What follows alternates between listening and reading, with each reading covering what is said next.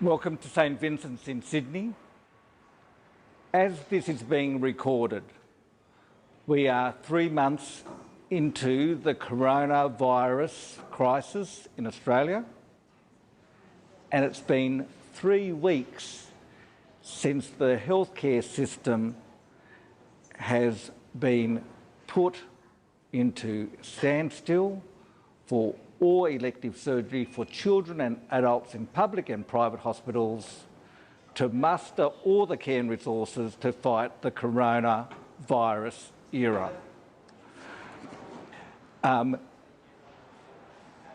It's opportune that you join me today to see Jane's surgery, because Jane and her care epitomises what Hearing Implants Australia is about.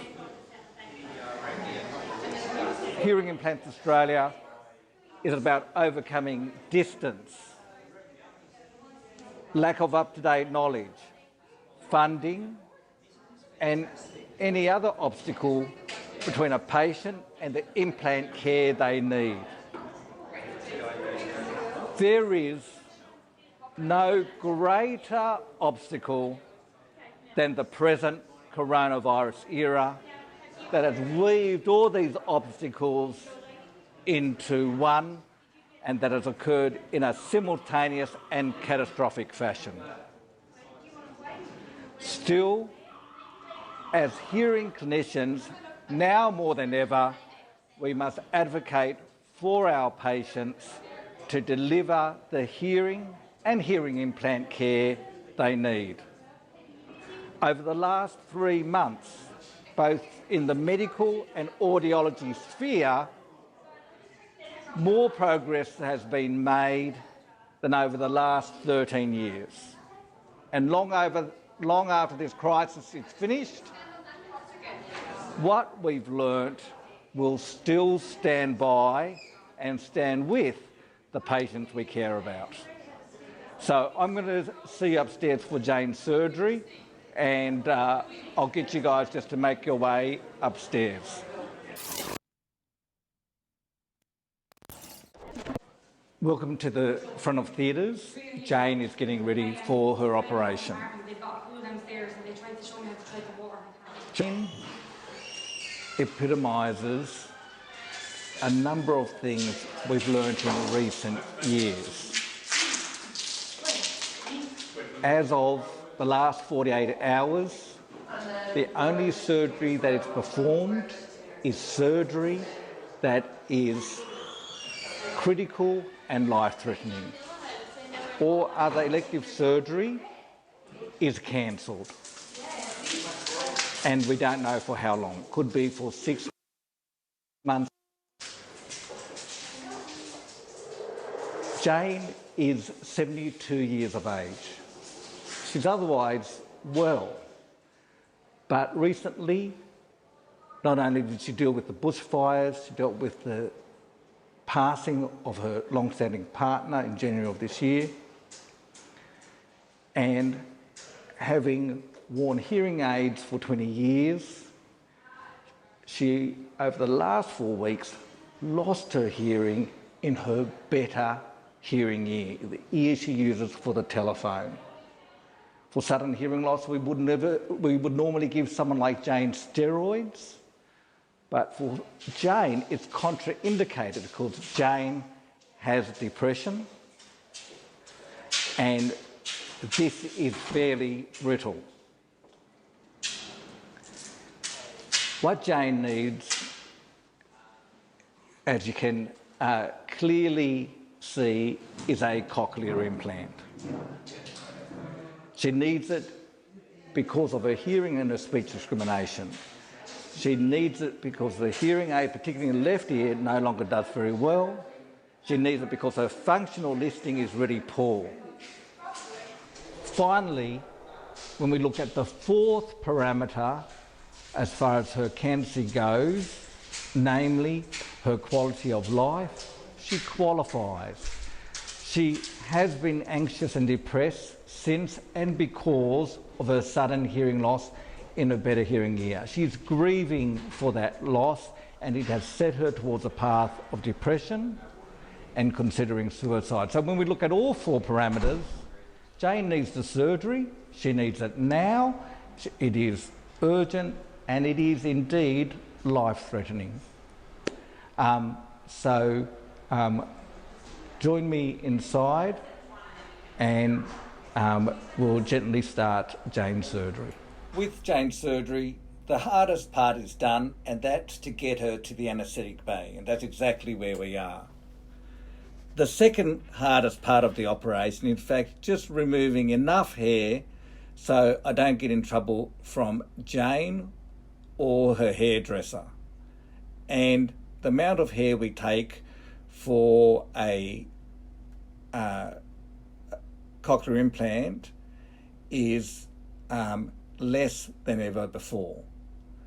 It is really just along the superior limb of the incision, and then we make a cut behind the ear like so. Now some of you might say, why do we need to inject local anaesthetic whilst Jane is asleep?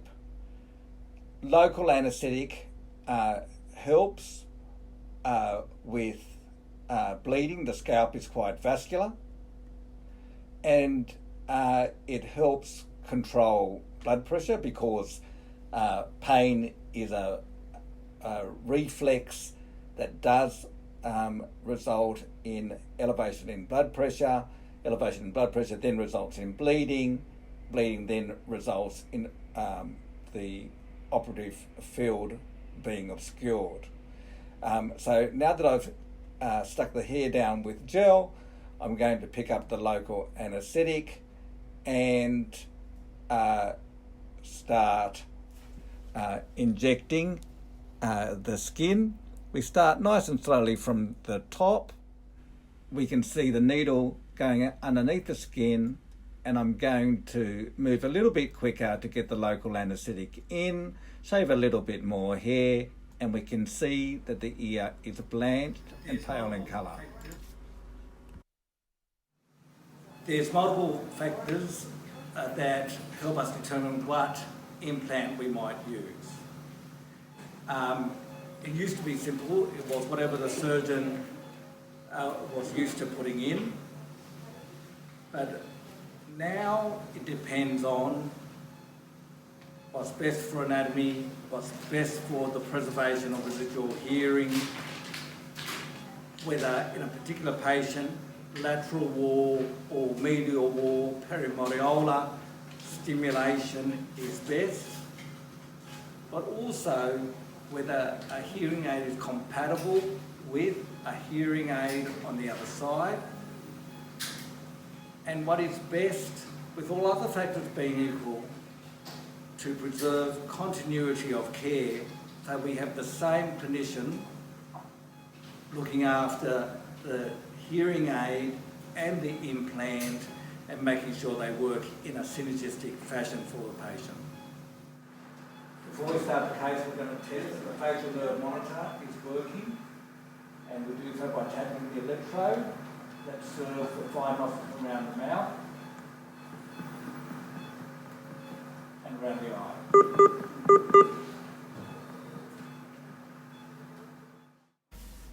Welcome to the operating theatre now, and we're just going to turn the light down so I can see a little bit better.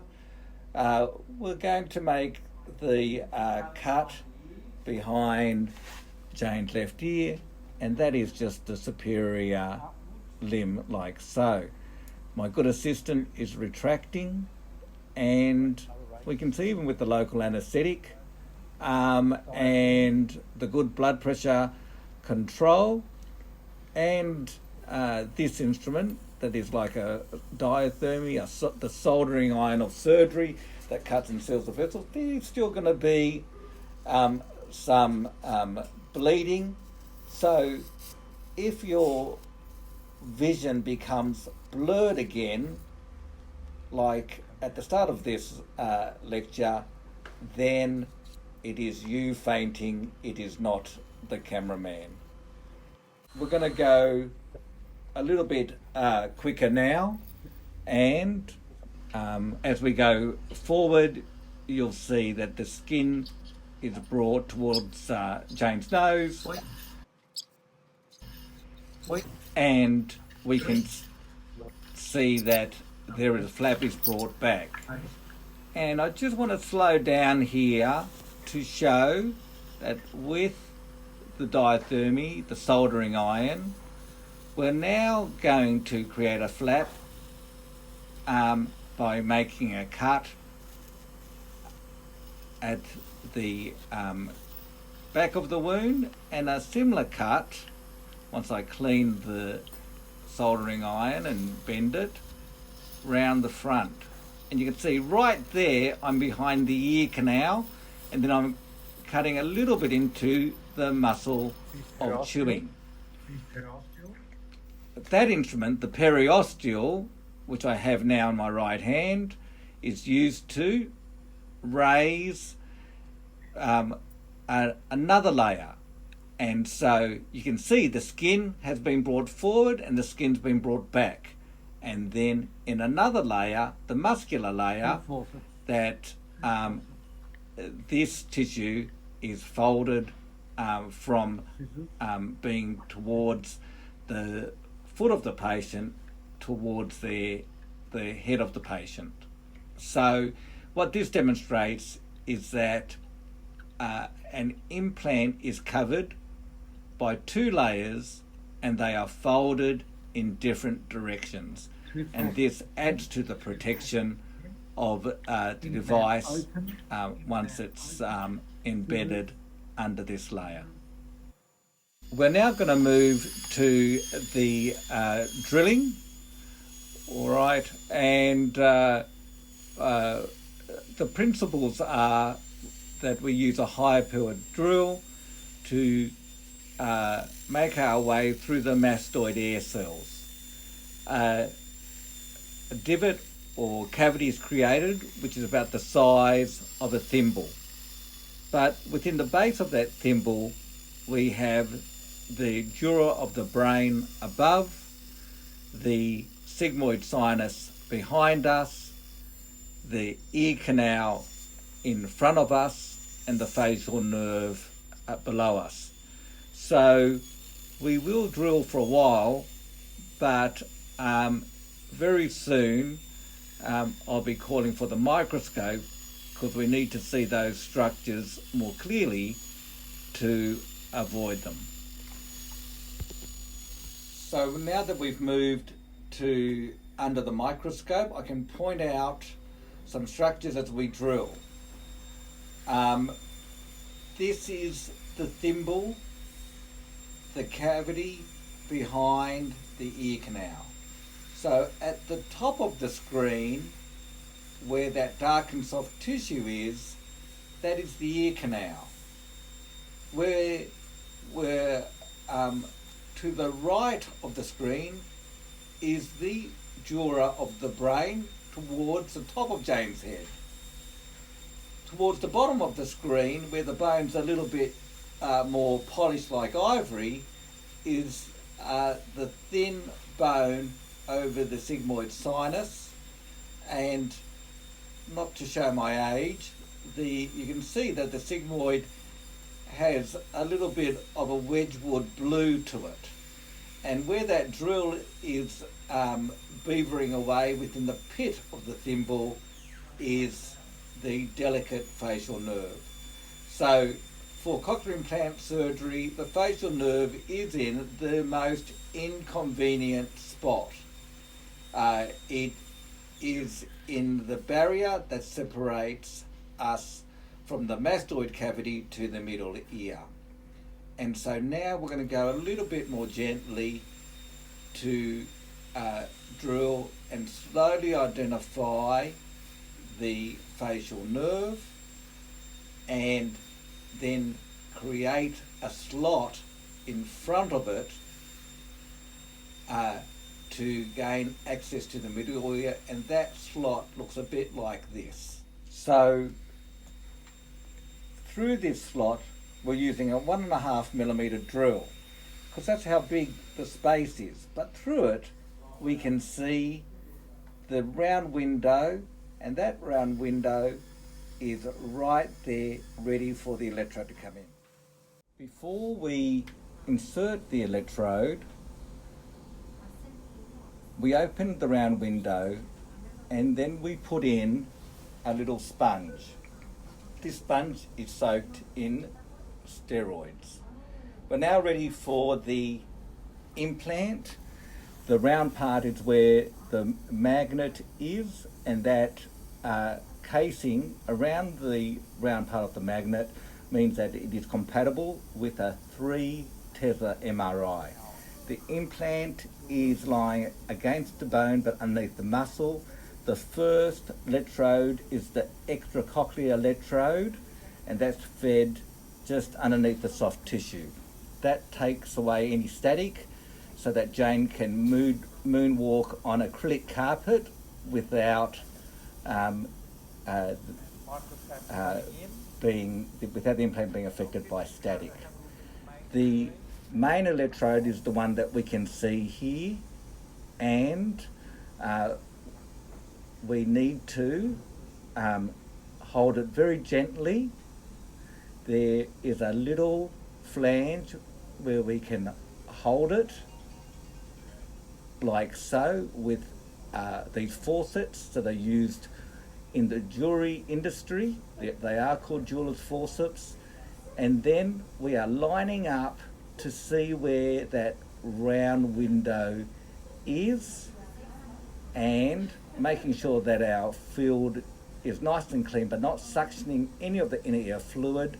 We can see where our 1mm hole is, and we can gently insert the electrode in to the fluid space of the scala tympani with the inner ear through the membrane of the round window, with the electrode going from packet to cochlea without touching any of the edges or collecting any bone dust or blood until it is fully inserted like so.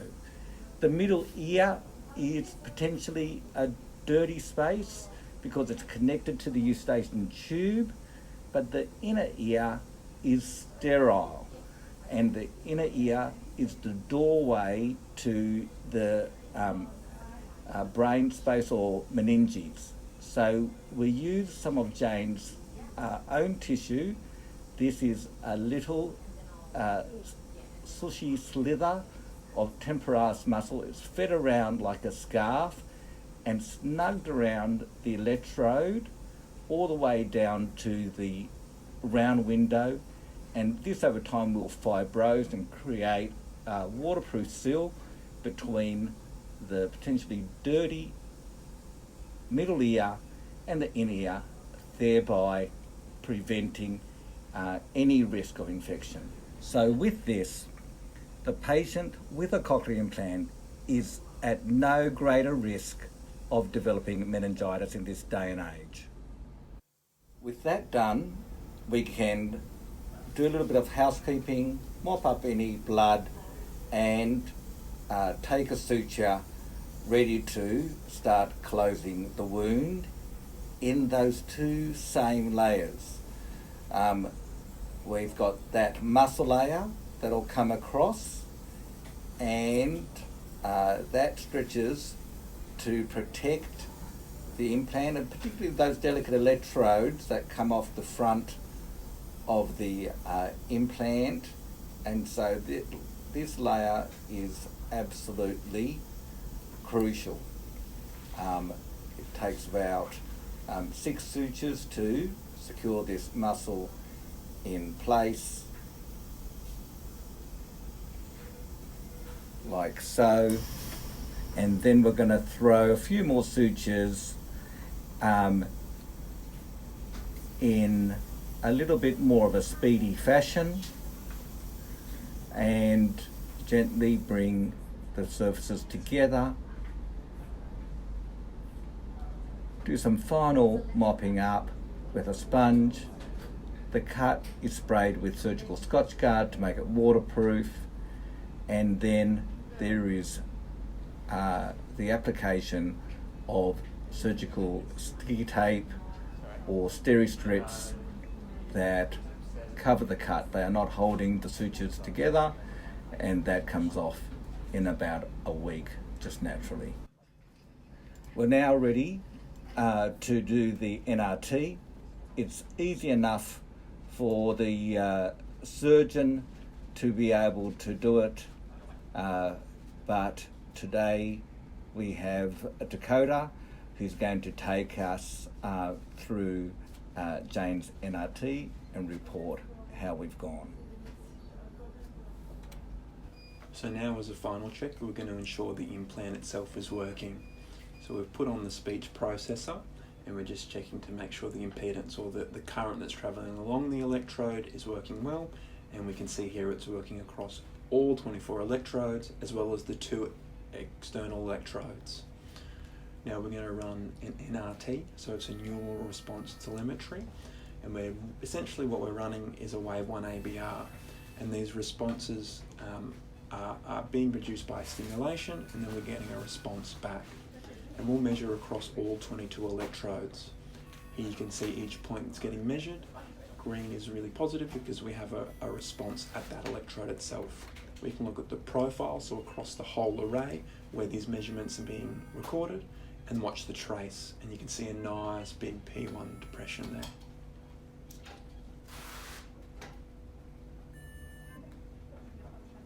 Now, all manufacturers have some form of intraoperative assessment. The easiest in my view at the moment is using the cochlear little yellow remote. It's so easy that a surgeon can do it. So it saves us audiologists time to be doing more important things and not sitting around in the operating theatre. And again, you can see a nice wave there. The benefit of being able to do this intraoperative monitoring is, one, we know that the implant's in the right place. It means that we don't have to expose the patient to any additional radiation by doing imaging in theatre to ensure that it's there. Another one really is that as soon as the operation's over, we know that the implant's working and it's working well, and it can be communicated to the patient that this is actually the case. They're not having to sit around and wait and have this building anxiety of, has my surgery gone well and does my implant work? And again, you can see that nice peak. And we're almost finished. So in theatre, this normally takes about 4 to 5 minutes, so it's really not an onerous task, and it does mean that we can use these intraoperative recordings as part of our device activation and keep them on file so that we can monitor the neural response levels as well as the impedance over time to ensure there's no concerns or issues happening with the implant.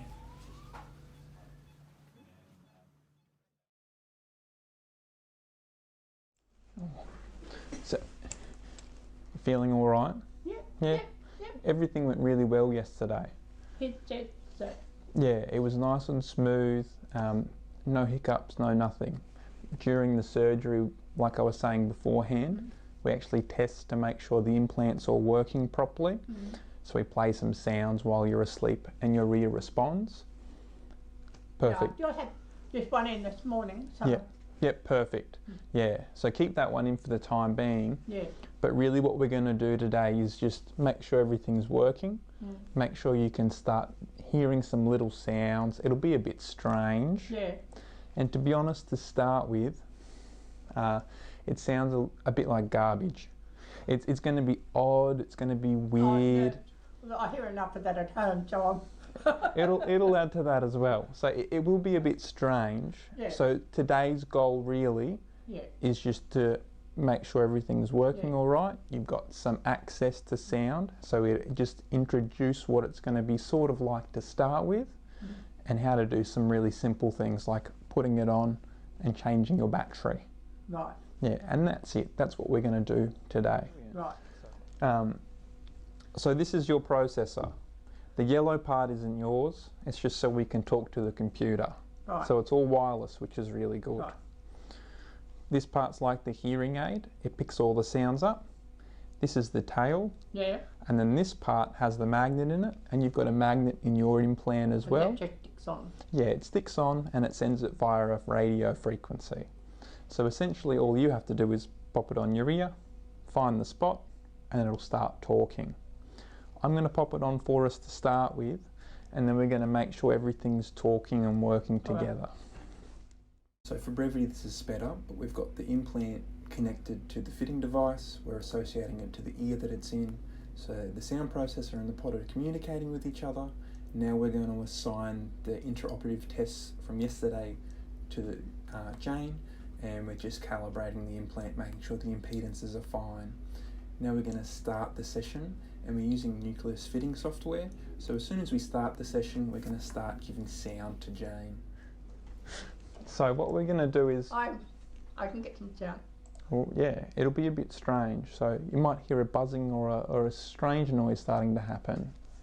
Yeah, like a fizzy, A fizzy sort of Yeah, yeah. noise, yeah. So we took a measurement when you were in the operating theatre, and we've got a different level of stimulation that we need. So essentially all the way along your ear we know how much electricity we need to give you a sound. alright. And today we're going to just slowly turn some of the sounds up and just see if it's comfortable and what you can hear.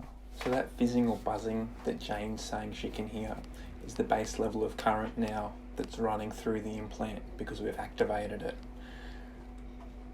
We can see on the screen that the x-axis has each individual electrode from apical to basal, so low to high pitch, and then on the y-axis how much current level is being used.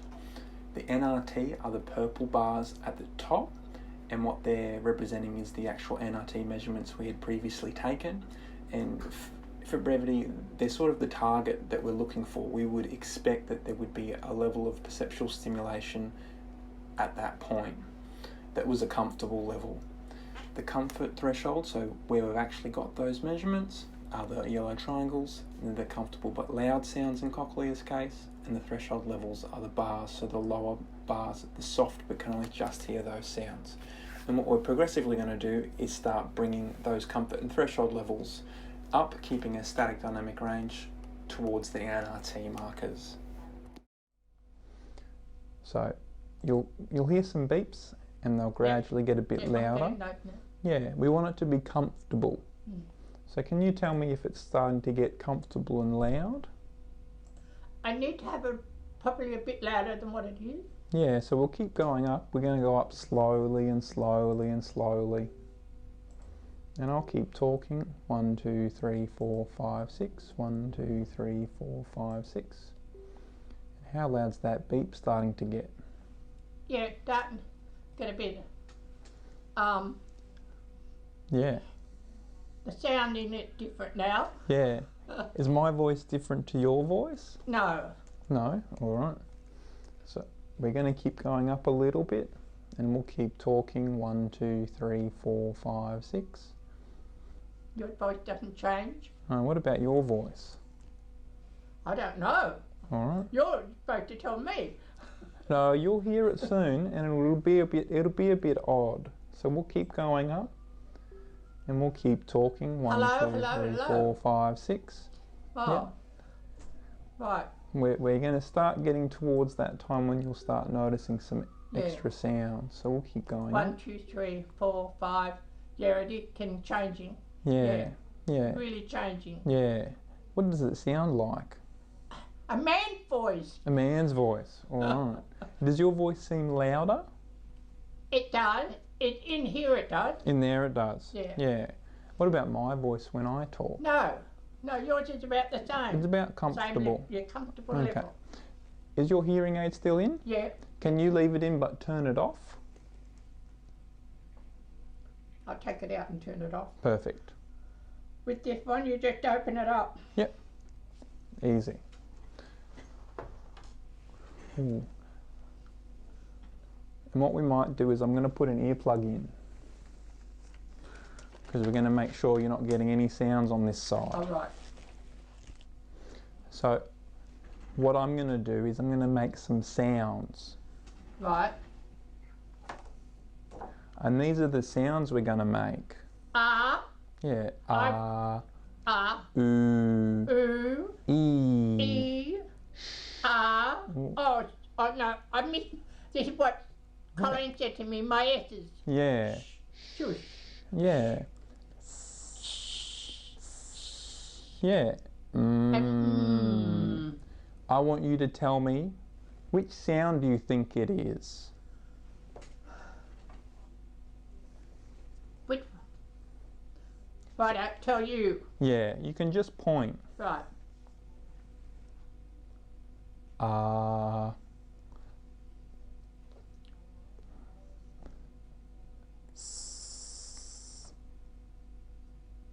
Cool. Can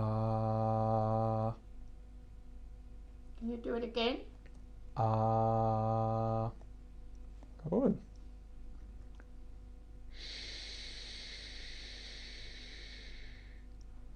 That one again.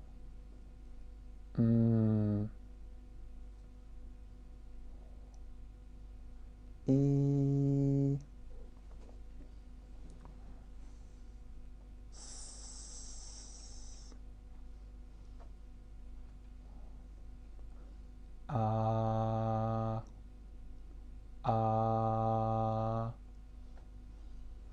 Good.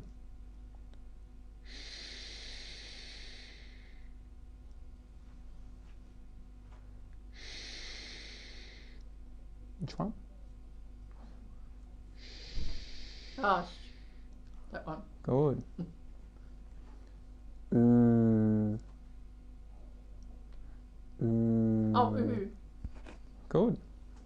That's a good start. This time, I'm going to make it hard.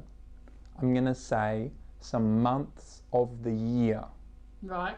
Can you tell me which month you think it is? Right. January. January. Good.